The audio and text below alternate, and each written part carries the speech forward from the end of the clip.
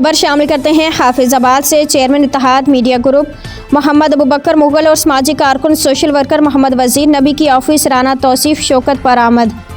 तफसीलात जानते हैं हमारे नुमाइंदा मोहम्मद यासिन खोखर से।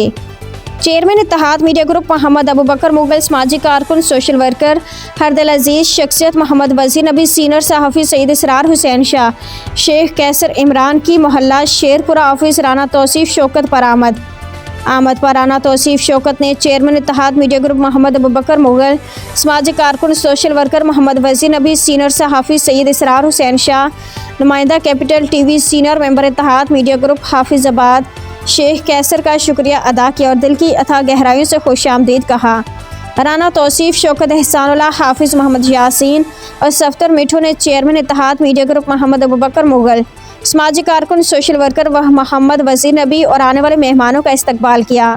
Chairman Ittehad Media Group executive council रुकन मोहम्मद अबूबकर मुगल, समाजी कारकुन सोशल वर्कर व मोहम्मद वजीर नबी ने पुरतकल्लुफ़ इस्तकबाल करने पर शुक्रिया अदा किया है।